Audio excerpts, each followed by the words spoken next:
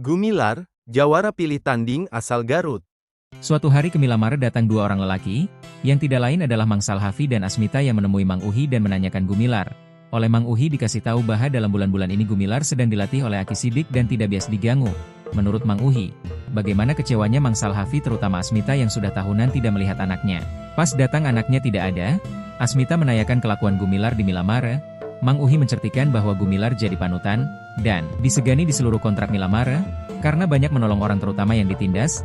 Mendengar cerita Mang Uhi, dia bangga mempunyai anak Gumilar, cerita Asmita dan Mang Salhafi sampai-sampai ke kontrak Milame, dulu pas waktu jatuh ke jurang ketika melawan lelaki yang tidak lain bapaknya Mang Salhafi.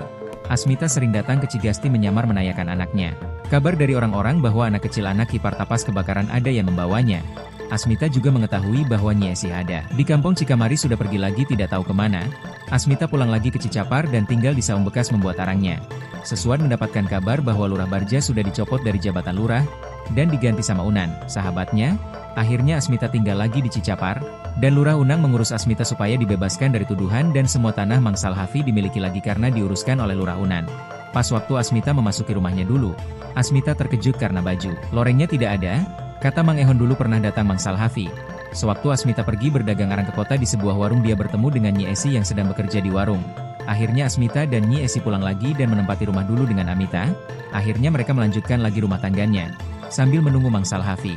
Sambil menunggu Asmita jualan lagi arang, dimodali sama Lurah Unang, Asmita juga membeli rumah di daerah Nangkapahit, agar dekat dengan jalan besar. Asmita dan Nyi Esi tinggal di Nangkapahit hampir belasan tahun dan berharap Gumilar ditemukan. Waktu Asmita pergi ke Cikajang di warung mendengar ada yang menyebut nama Wijana dan Mang Salhafi. Asmita heran karena dia tahu anakannya waktu di Cigasti diganti jadi Wijana, dan yang nama Salhafi mungkin bapaknya. Akhirnya Asmita ikut ngobrol menanyakan rumahnya di mana. Mereka menjawab bahwa rumahnya ada di daerah Cipacing. Akhirnya Asmita pergi ke Cipacing, dan Asmita dipertemukan dengan bapaknya. Mang Salhafi menanyakan Nyi Esi apa sudah ketemu dan sudah punya anaknya. Karena Mang Salhafi waktu di penjara Asmita belum punya anak, Asmita menjelaskan bahwa Nyi Esi sudah ada di rumah bersama dia, dan dia sudah mempunyai anak lelaki, Gumilar yang cirinya, kelingking tangannya tidak ada, dan pernah diurus di Paparta di Cigasti. Mendengar berita itu Mang Salhafi terkejut karena anak yang selama ini dia bawa adalah cucunya asli, anaknya Asmita.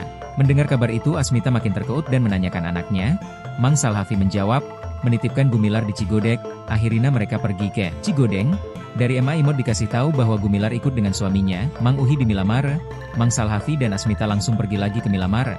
Akhirnya bertemu dengan Mang Uhi, yang memberitahu bahwa Gumilar sedang dilatih oleh Aki Didik. Akhirnya pulang duluan, sedangkan Mang Salhafi tinggal di Mang Uhi sambil nunggu Gumilar. Beberapa minggu diam di rumah Mang Uhi, akhirnya Mang Salhafi pergi mencari rumah Aki Sidik.